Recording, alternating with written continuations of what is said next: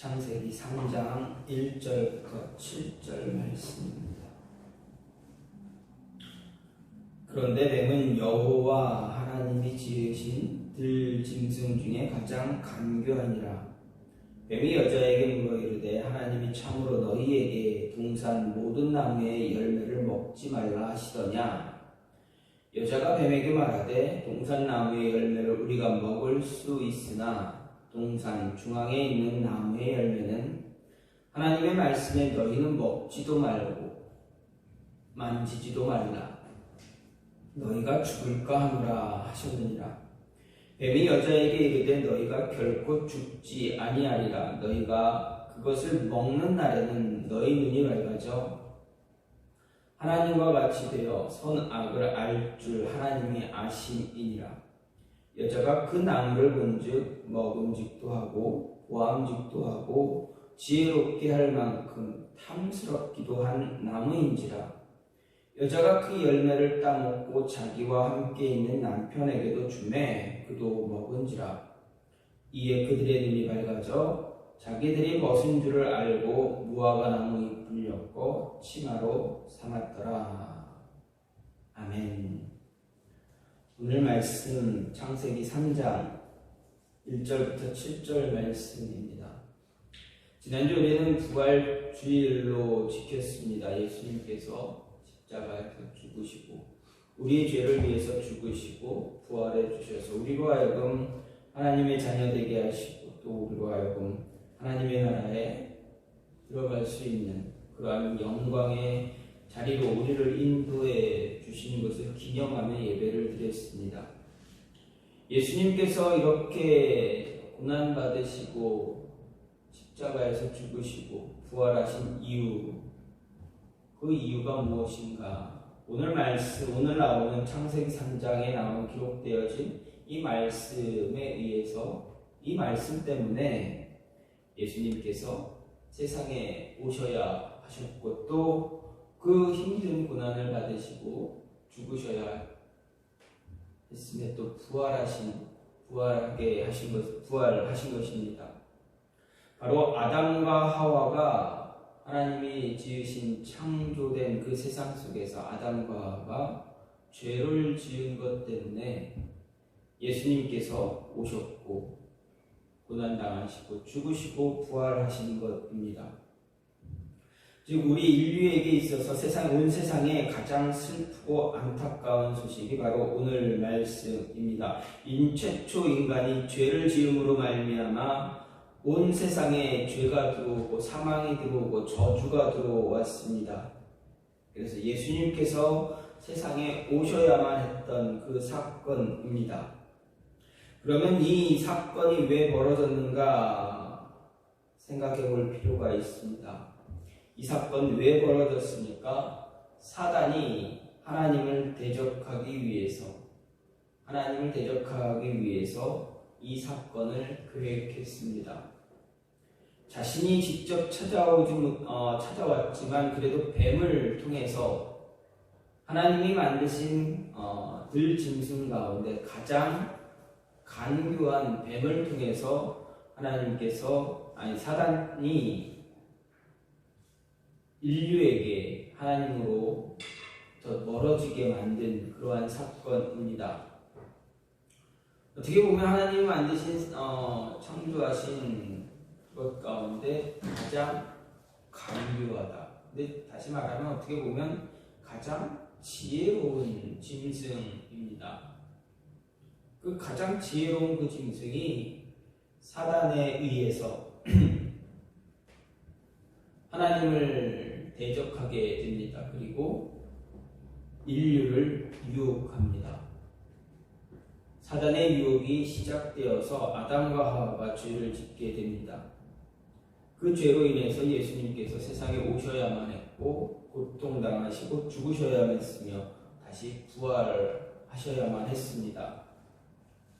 모든 것이 하나님의 섭리와 하나님의 인도하심, 하나님의 계획 가운데 있는 모든 일들입니다.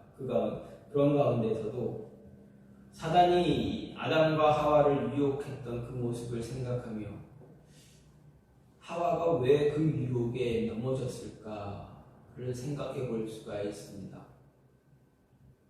오늘 말씀을 통해서 아담과 하와가 사단의 유혹에 넘어질 수밖에 없었던 이유를 생각해 보면, 먼저 사단의 유혹은 우리가 안심하고 있을 때, 평안할 때, 안심하고 있을 때, 우리가 긴장감을 놓치고 있을 때 그 유혹은 찾아온다라는 것입니다.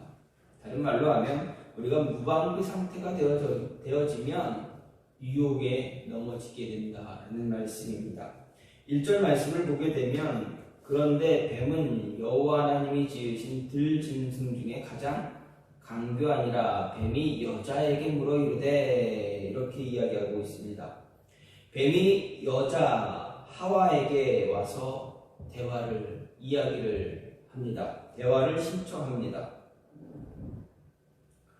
하나님이 세상을 창조하시고 마지막으로 아담과 하와를 창조하셨습니다. 그리고 그들에게 세상을 다스리라 명령하십니다. 7일째 하나님은 안식을 취하셨습니다. 모든 첫째, 둘째, 첫째 날부터 여섯째 날까지 모든 창조를 다 이루시고 아담과 하와도 지으시고 그들에게 명령도 주십니다. 세상을 잘 다스려라. 명령도 해주십니다. 그리고 7일째 안식하십니다. 그 명령 가운데도 분명 하나님께서 말씀하셨을 것입니다. 너희가 모든 것 다 먹을 수 있는데 동산 가운데 있는 중앙에 있는 나무의 실과만은 먹지 말아라. 그거 빼고는 다 너희가 너희 마음대로 해라 라고 분명하게 말씀해 주셨고, 7일째는 안식하셨습니다.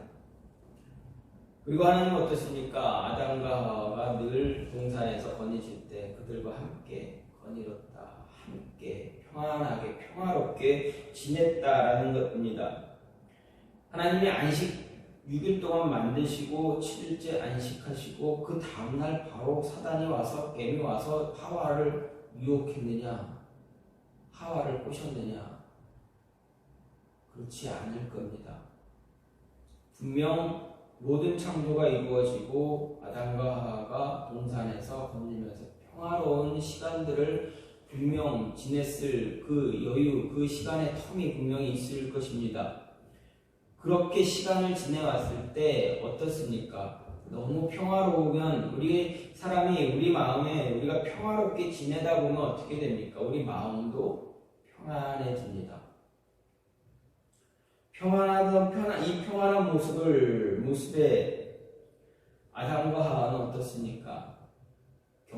어떤 짐승이나 어떤 자신의 삶에 그 동산 안에서 살 때 들짐승들과 함께 있을 때 경계심을 갖겠습니까?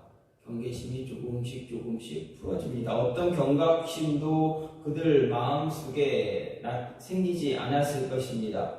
평화로운 삶을 그 시간을 계속 지내고 같이 지낼 그 시간을 갖고 있는데 어느 순간 갑자기 뱀이 아담이 아닌 하와를 향해 다가와 말을 건넵니다. 대화를 신청합니다. 아무 긴장감 없던 그 평화로운 때에 사단이 무방비 상태에 있던 하와에게 다가와 말을 건넵니다. 뱀이 아담이 아닌 하와에게 다가와 이야기를 건넨 이유, 그만큼 하와에게는 하나님의 말씀에 대한 경각심이 아담보다는 부족했다라는 것을 볼 수가 있기 때문입니다. 왜 그렇습니까? 하와는 동산 중앙에 있는 나무의 열매를 먹지 말라는 하나님의 말씀을 하나님께 직접 들은 것이 아닙니다. 아담에 의해 전해 들은 것입니다. 말씀을 소홀히 가볍게 여길 수 있었던 여지가 아담보다는 하와에게 조금 더 있었기 때문입니다. 이것이 하와에게 약점이 될 수 있습니다. 뿐만 아니라 뱀은 하와에게 전혀 예상하지 못했던 질문들로 하와에게 다가옵니다. 성경을 보면 뱀이 하와에게 가까이 다가와서 간곡히 권하는 말로 자신의 지혜를 자랑하며 지시하는 태도를 취한 것으로 볼 수 있습니다.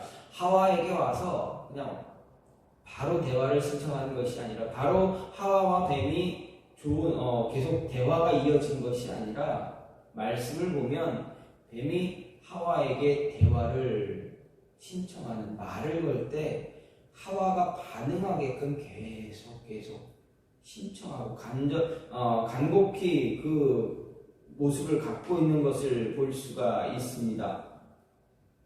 그것은 바로 뱀이 하와에게 물었다라는 그 말에 그 단어에서 찾을 수가 있습니다. 여기서 1절에 나오는 물어가로되라는 이 물어라는 말은 말하다는 뜻이 있습니다. 근데 원문 히브리어 표현을 보게 되면 말하다라는 뜻만 있는 것이 아니라 청하다, 권하다, 그리고 간청하다라는 말이 그런 의미가 같이 들어가 있습니다. 즉 하와에게 대화를 시도할 때 정말 청하는 그런 모습이 그 뱀에게 있었다라는 것입니다. 그렇게 뱀이 하와에게 다가와 간청하며 말하길 하나님이 모든 나무의 열매를 먹지 말라고 했니? 라고 묻습니다. 하나님은 다 먹어도 된다. 대신에 하나만 먹지 말아라 라고 말씀하셨습니다. 그런데 뱀은 뭐라 이야기합니까? 다 먹지 말라고 했니? 라고 묻습니다. 조금씩 말을 바꾸면서 하와에게 집요하게 이야기합니다. 묻습니다. 대화를 신청했습니다. 애매모호한 질문으로 무방비 상태에 있었던 하와에게 뱀은 하와의 긴장감을 더 계속 약화시킵니다. 그리고 긴장감이 작아지자 말씀에 대해 조금씩 경계심을 낮추게 합니다. 잘못된 말에 대해 철저하게 반응하지 말아야 하는데 자신의 말에 조금씩 반응하게 만듭니다. 그리고 하와가 경계심을 풀었을 때 결정적으로 한 방울 날립니다. 일반적으로 이단의 모습이 이런 모습이다 라는 것입니다. 이런 형태를 가지고 우리에게 다가옵니다. 처음부터 무리하게 하나님 말씀 적대하게 만들지 않습니다. 하나님 말씀 왜곡하면서 다가오지 않습니다. 하나님 말씀 반대하게 거스르게 만들지 않습니다. 조금씩 우리의 경계심을 풀어지게 합니다. 그리고 그 시간이 어느 정도 지나고 났을 때 우리로 하여금 이것이 맞나? 저 사람들의 이야기도 맞나? 우리로 하여금 애매모호하게 만듭니다. 정말 그런가? 라는 생각이나 의심을 갖게 만듭니다. 그리고 우리의 경계심이 풀어졌을 때 결정적으로 자신들이 펼치는 그러한 이론들 이제 들이밀기 시작합니다. 마음이 경계심이 풀어졌을 때 흔들어 놓고 유혹의 끈을 잡아당깁니다. 처음부터 격렬하게 다가오거나 유혹의 손길을 내밀지 않습니다. 아담 또한 마찬가지입니다. 아담이 유혹에 넘어진 이유가 무엇입니까? 뱀이 아담에게 다가왔습니까? 그렇지 않습니다. 아담은 하와만 무너뜨렸습니다. 무너진 하와가 아담에게 다가와 그 열매를 나눠줍니다. 여자가 남자에게 무언가를 주면 어떻게 됩니까? 남자는 쉽게 받아들입니다. 참 연약한 존재입니다. 자신의 아내 하와가 먹었던 그 열매를 나눠주니 아무 경계심 없이 그냥 받아들입니다. 그리고 같이 먹습니다. 무방비 상태에 있을 때, 평안할 때, 아무런 저거 없을 때, 안심하고 있을 때 유혹은 다가오게 되고 그 유혹이 우리의 모든 것들을 하나씩 조금씩 무너뜨린다라는 것입니다. 스튜어트 앤더슨 목사님이 유혹에 관한 설교를 할 때 한 사람을 소개했습니다. 타몬과 바비리치의 예화를 이야기했다고 합니다. 책에 보면 바비리치는 원통 하나로 나이아가라 폭포를 건너므로 세계를 깜짝 놀라게 했다고 합니다. 더욱 놀라운 사실은 그가 그런 모험을 겪으면서도 아무 상처 입지 않았다 합니다. 원통 하나로 나이아가라 폭포를 건넜는데 아무 상처 입지 않았습니다. 하지만 그렇게 경이로운 기록을 세운 지 몇 년 후 그는 길을 걸어가다가 길바닥에 버려져 있는 오렌지 껍데기를 밟고 다리가 부러지는 일이 생겼습니다. 다리뼈가 심하게 부러져서 병원에 옮겨져야만 했습니다. 이 바비리치의 이 이야를 앤더슨 목사님이 이렇게 말합니다. 덧붙여서 말씀하시기를, 나이아가라 폭포처럼 우리 주위에서 으르렁거리는 큰 유혹들, 그 큰 유혹들은 오히려 우리에게 전혀 해를 끼치지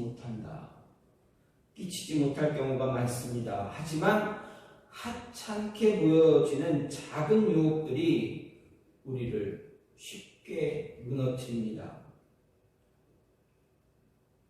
우리가 그런 것들에는 별로 주의를 기울이지 않기 때문에 아주 작고 사소한 유혹에는 우리가 경계심을 갖지 않고 있기에 그 작고 사소한 유혹들이 우리를 무너뜨리고 맙니다. 라고 결론을 맺었다고 합니다.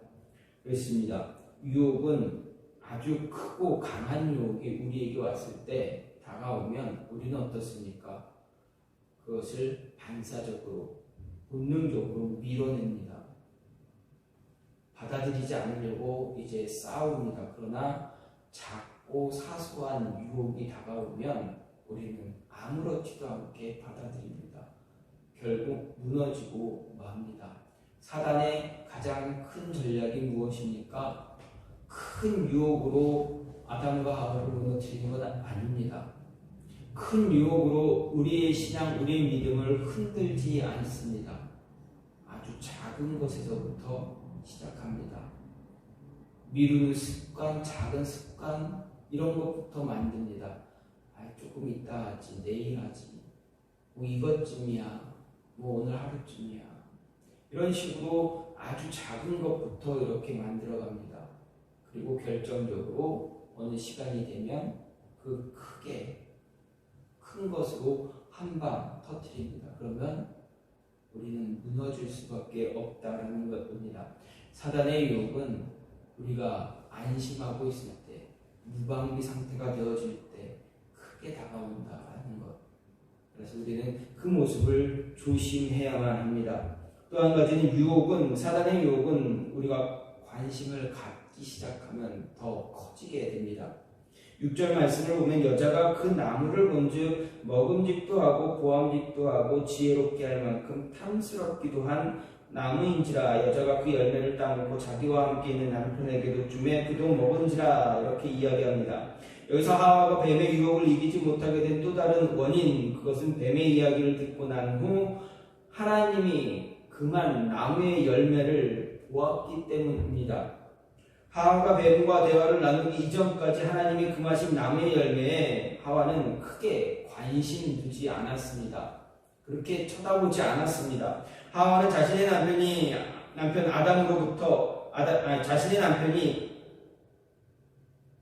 하나님의 명령을 아담으로부터 이제 하나님의 명령을 전해 들었습니다. 그 명령 들었을 때 하와는 어떻습니까? 열매에 큰 관심 두지 않았습니다. 동산에 있는 나무들 가운데 하나로 생각했을 뿐입니다. 그래서 그렇게 큰 관심 주지 않았습니다. 먹지 말라 하니 안 먹으면 그만인 것으로 여겼습니다. 그런데 뱀과 대화로 인해서 하와는 동산 중앙에 있는 나무의 열매에 관심을 갖기 시작했습니다. 하와가 이 열매에 관심을 갖기 시작했다라는 근거는 바로 좀 전에 말씀드렸던 그 6절 표현에서 우리가 알 수가 있습니다. 먹음직도 하고 보암직도 하고 지혜롭게 할 만큼 탐스럽기도 하다라는 말씀, 그 표현에서 찾을 수가 있습니다. 이전까지 하와는 이 나무를 지금처럼 관심 있게 쳐다보지 않았습니다. 여자가 본즉이라는 이 표현은 원문 그대로 번역하면 그러자 그 여자가 바라보았다라고 됩니다. 여기서 그러자라는 표현에 계속적인 뉘앙스가 숨어 있습니다. 계속 보게 되고 보고 또 보고 또 보고 또 보고 계속적으로 쳐다보는 그런 뉘앙스가 숨어 있습니다. 다시 말해서 하와는 지속적으로 관심을 가지고 열매를 계속 바라보았다라는 것입니다. 뱀과의 대화를 통해서 하나님이 그만 나무의 열매를 유심히 보고 관심 있게 계속해서 쳐다본 것입니다. 그러니 어떻습니까? 이전과 달리 그 열매는 먹음직스럽습니다. 보암직스럽습니다. 지혜롭게 할 만큼 탐스러운 열매처럼 보여지게 된 것입니다. 여러분, 이 열매가 하와가 뱀과 이야기를 나눈 뒤 하와가 이 열매를 딱 봤을 때 이 열매가 갑자기 변했습니까? 바뀌었습니까? 처음 자신이 아담으로부터 남편 아담으로부터 들은 그때 보았던 그 열매가 아니라 갑자기 열매가 바뀌었습니까? 그렇지 않습니다. 처음 보았던 열매 그 모습 그대로 유지할 뿐입니다. 변한 것이 무엇입니까? 무엇이 변했습니까? 하와의 시선이 변했습니다. 관심을 가지고 바라보니 뭔가 조금씩 달라 보이기 시작했습니다. 유혹의 말을 귀담아 듣기 시작하니 보이는 것이 다르게 보이기 시작한 것입니다. 이전까지는 관심 갖지 않았는데 관심을 갖기 시작하니 뭔가 달라 보이기 시작합니다. 그렇습니다. 모든 유혹이 우리의 시선에서부터 시작이 되어진다는 이야기입니다. 이전까지 관심을 갖지 않고 보았을 때는 큰 문제 되지 않습니다. 그런데 관심을 갖고 바라보니 조금씩 달라져 보이기 시작한 것입니다. 남녀의 관계도 그렇습니다. 관심을 갖지 않고 볼 때는 호감 가지 않습니다. 그런데 관심 가지고 조금 이렇게 보게 되면 어떻게 됩니까? 호감이 생기게 됩니다. 호감이 생기다 보면 눈이 계속 지속적으로 가게 됩니다.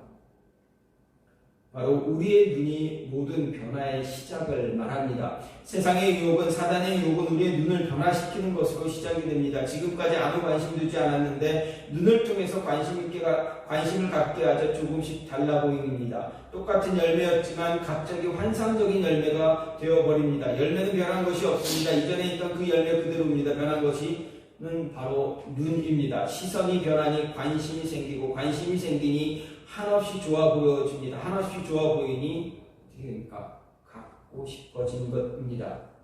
세상은 한순간 변하지 않습니다. 서서히 조금씩 변하게 됩니다. 그런데 잘 생각해 보면 세상이 변하는 것이 아니라 우리의 시선이, 우리의 마음이 변한 것입니다.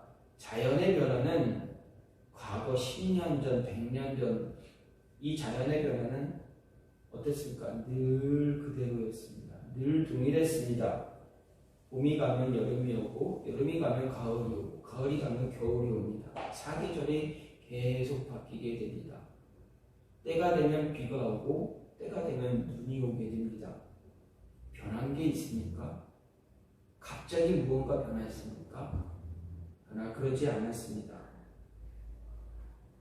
늘 동일했습니다. 갑자기 새롭게 변하지 않았습니다. 아주 오래전부터 계속 지속되어진 것입니다. 갑자기 새로운 것이 툭 튀어나온 것이 아닙니다. 해마다 늘 동일하게 있어 왔던 것들입니다. 그런데 갑자기 달라 보이고 좋아 보이는 것은 우리의 눈이 관심을 갖다 보니 달라 보이게 된 것입니다. 따라서 우리는 불필요한 것에 우리의 관심 두지 말아야 합니다. 우리를 무너뜨리려고 하는 모든 유혹의 거리들은 우리의 관심을 사로잡으려고 합니다. 우리가 관심을 갖지 않으면 아무리 강력한 유혹이 찾아와도 넘어지지 않습니다. 관심 두지 않으면 사소한 유혹도 우리를 넘어뜨릴 수가 없습니다. 말씀에 관심을 가질 때 유혹은 우리를 넘어뜨릴 수 없다라는 것 잊지 말아야 합니다. 우리가 어디에 관심을 두어야 되는가? 우리 삶에서 우리가 정말 관심을 두어야 하는 것은 말씀입니다. 이 말씀에 관심을 집중하면 우리는 결코 어떤 유혹에도 무너지지 않고 승리할 수가 있다는 것입니다.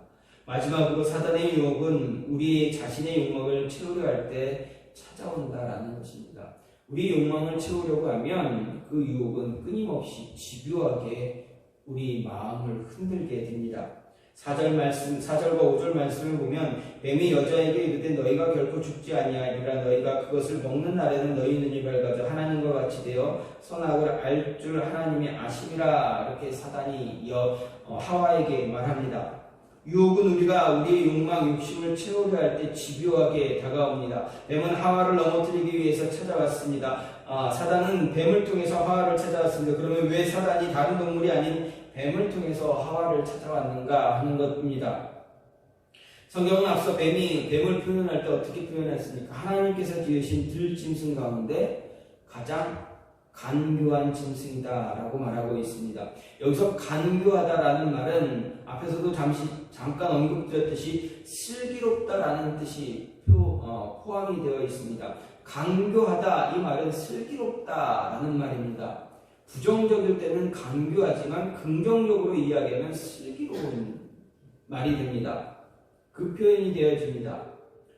그래서 간교하다라는 히브리어 단어의 슬기로운 그 단어를 슬기로운 자로 번역할 때가 많다라는 것입니다. 성경은 그렇게 번역한 것도 많습니다. 그렇게 이 간교하다는 말을 긍정적으로 사용할 때 영리하고 신중한 것을 의미합니다. 이것은 태초에 하나님께서 지으신 것 가운데 좋지 않은 것이 하나도 없었다라는 그 말씀이 그대로 우리에게 주어지고 있기 때문에 그렇습니다. 하나님께서 세상을 창조하실 때 좋지 않은 것이 있었습니까? 없었습니다. 다 보시기에 좋았다. 6일 동안 만드시면서 좋았다라는 말만 하셨습니다. 이거는 좀 잘못됐다, 안타깝다라고 말씀하신 것이 표현된 날이 단 하루도 없습니다. 그렇다면 뱀을 하나님이 만드신 후에도 좋았다라고 말씀하신 것입니다. 성경 그대로 뱀은 정말 영리하고 신중한 들짐승이었습니다. 다시 말해서 뱀은 하나님으로부터 영리함과 신중함을 선물로 받았다라는 것입니다. 그런데 자신에게 주어진 하나님의 선물을 악용함으로 인해서 사악해지고 교활해졌다라는 말이 됩니다. 즉 하나님이 주신 선물을 선하고 아름답게 사용해야 했음에도 불구하고 자신의 재능을 과용함으로 악용함으로 교만해진 것입니다. 처음에는 좋았지만 시간이 지나자 나빠졌다라는 것입니다. 시간이 지나면서 왜 나빠졌습니까? 자신의 욕심, 욕망을 채우려 했기 때문입니다. 사단은 하와를 찾아와 아주 집요하게 붙잡습니다. 수단 방법 가리지 않고 집요하게 하와의 가장 약한 부분을 파고들었습니다. 하와에게 가장 약한 부분은 무엇입니까? 하나님의 말씀을 직접 받지 않았다라는 것입니다. 아담을 통해 전해들은 하나님 명령이었기에 하와는 말씀에 온전할 수가 없었습니다. 그러다 보니 사단의 말에 흔들려 보지 말아야 할 열매를 보게 된 것입니다. 그냥 쳐다본 것만이 아니라 관심 있게 바라보았습니다. 관심을 갖고 바라보니 먹음직스럽고 보암직스럽고 또 어땠습니까? 지혜롭게 할 만큼 탐스러웠다라는 것입니다. 즉 먹음직스러운 그 열매를 맛보고 싶었다라는 것입니다. 욕망이 생겼습니다. 욕망이 생기니 욕망을 이겨내지 못합니다. 그 욕망 채우고 싶어집니다. 욕망을 채우려 하다 보니 사단의 유혹에 넘어지게 되고 말았습니다. 우리도 마찬가지입니다. 하고 싶어 하지 말아야 될 일들, 분명 하지 말아야 될 것 알고 있지만 하고 싶은 욕망이 우리 안에 생기게 됩니다. 그럼 그 욕망을 채우려다 보면 어떻게 됩니까? 우리 스스로를 무너뜨리는, 유혹에 무너지는, 시간이 지나면 후회하는 그런 일들이 반복되어집니다. 어떤 가난한 사람이 가난한 남자에게 사단이 찾아와 유혹했습니다. 자, 여기 10개의 잔이 있다. 10개의 잔이 있습니다. 이 잔 중에 9개는 꿀물이 들어있고 1개는 독약이 들어있습니다. 이제 나와 내기를 합시다. 만약 독약을 먹게 되면 당신은 그 자리에서 죽게 됩니다. 하지만 꿀물을 마시게 되면 당신이 원하는 만큼 내가 돈을 주겠습니다. 이 남자 어떻게 했겠습니까? 여러분, 여러분에게 찾아와서 이런 제안을 하면 여러분은 어떻게 하겠습니까? 확률은 9분의 1입니다. 확률은 90%입니다. 살 가능성은 90%입니다. 이 남자는 고민했습니다. 하지만 꿀물이 나올 확률이 90%나 되기 때문에 10개 중에 9개가 꿀물이기에 그 유혹을 이겨내지 못하고 그 유혹에 베팅을 겁니다. 잔 하나를 선택해서 마셨습니다. 그랬더니 어떻습니까? 잔이 너무 다합니다. 너무 맛있습니다. 환희에 차서 외쳤습니다. 와, 꿀물이다. 어서 나에게 돈을 주세요. 사단은 어떻게 합니까? 기분 나쁜 웃음을 지으면서 남자가 원하는 만큼 돈을 줍니다. 자, 여기 돈이 있습니다. 그리고 혹시라도 돈이 떨어지면 언제든지 다시 나를 찾아오세요. 대신에 그때는 10잔이 아니라 9잔으로 또다시 내기를 해야 합니다. 여러분, 남자가 다시 찾아갔겠습니까? 안 찾아갔겠습니까? 자신이 원하는 만큼의 돈을 갖고 흥청망청 살다가 그 돈을 다 쓰고 난 뒤 잠시 고민하고 다시 사단을 찾아갔습니다. 또 내기를 합니다. 9잔 가운데 8잔입니다. 또다시 한 잔을 마셨더니 역시 꿀물이었습니다. 원하는 만큼의 돈을 갖고 또 갔습니다. 또 그 돈을 다 쓰고 나서 놨더니 어떻게 됩니까? 또 찾아갑니다. 이 모습이 계속 반복이 됩니다. 세월이 흐르고 흘러서 이 사람은 흥청망청 자신의 인생을 낭비했습니다. 끝내는 계속 사단을 찾아갔습니다. 이미 쾌락의 맛에 길들여져 버렸기 때문에 나이가 들어도 어차피 이제 조금만 지나면 어차피 죽을 인생이라 생각하면서 또다시 운명에 맡기며 사단과 내기를 합니다. 마지막 2잔이 남았습니다. 이제 2잔 남았습니다.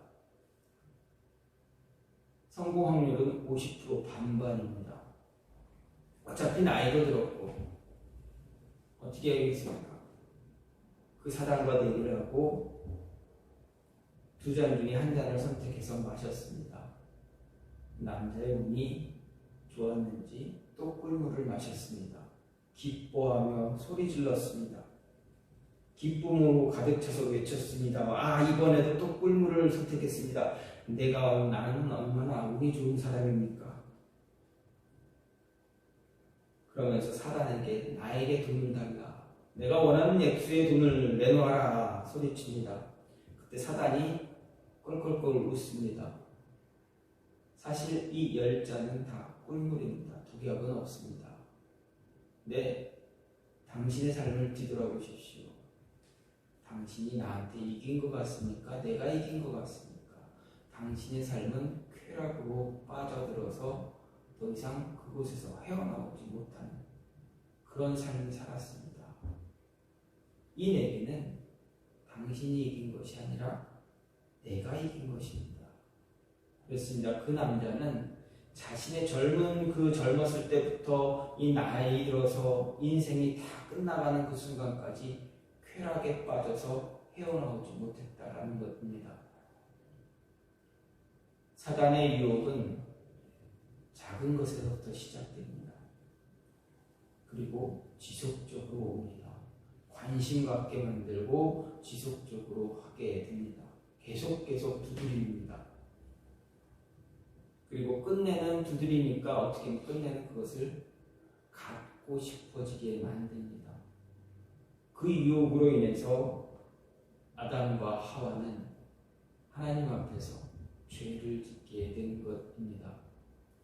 작아 보였지만 아무것도 아닌 것처럼 보였지만 끝내는 온 인생 전부를 온 세상을 다 망가뜨리는 일을 하게 된 것입니다. 사단은 항상 우리에게 매혹적인 유혹을 제시합니다. 그의 이 남자의 이야기를 하나님께서 하시는 말씀보다 더 매력적이게 보였습니다. 많은 사람들이 사단의 유혹에 굴복하게 됩니다. 하나님의 말씀을 묵상하고 사랑하는 자만이 그 유혹을 이길 수가 있다라는 것입니다. 자신의 욕망을 채우려고 하지 않고 말씀에 의지할 때 유혹에서 벗어날 수 있습니다. 자신의 욕망을 채우려고 하면 끝내 마지막 그 결과물은 유혹에 빠져 헤어나오지 못하는 그런 모습이 되어집니다. 사단은 하와를 먼저 유혹했습니다. 아니, 하와를 먼저 유혹한 것 했다라기보다는 아담과 하와 동시에 유혹을 한 것입니다. 언제 유혹했습니까? 그들에게 경계심이 없어졌을 때, 낮아졌을 때 유혹하기 시작합니다. 그리고 관심 두게 만듭니다. 그리고 어떻게 합니까? 관심을 갖다 보니 갖고 싶게 만듭니다. 그래서 아담과 하와는 취하지 말아야 할 열매를 취했습니다. 우리에게도 늘 우리의 삶을 되돌아보면 늘 이런 모습이 반복되고 있음을 보게 됩니다. 작게 다가오면서 사소한 것으로 다가오면서 우리의 경계심을 무너뜨리고 우리가 관심 갖게 하고 그리고 그것을 관심을 가지니 그것을 취하게 만들려고 합니다. 취해보니 시간은 취했더니 때는 늦었습니다. 유혹에 넘어져서 우리의 인생이 망가지고 우리가 후회하는 그런 모습을 만들게 된다는 것입니다. 이 모습이 저와 여러분의 삶에서 더 이상은 나타나지 않기를 간절히 소망합니다. 말씀을 붙잡을 때, 하나님 말씀 안에 붙잡혀 있을 때, 말씀에 관심을 둘 때 우리는 사단의 유혹을 이겨낼 수가 있습니다. 말씀에 관심 붙잡고 말씀을 취하려고 노력하는 저와 여러분이 되어서 이 유혹에서 이러한 유혹으로부터 승리할 수 있는 모습이 그러한 삶이 저와 여러분의 삶에 늘 차고 넘쳐나기를 간절히 소망합니다. 이 시간 같이 기도하기 원하는 건 하나님, 우리 마음에 우리 삶에 다가오는 유혹의 거리들, 그 유혹으로부터 우리가 승리할 수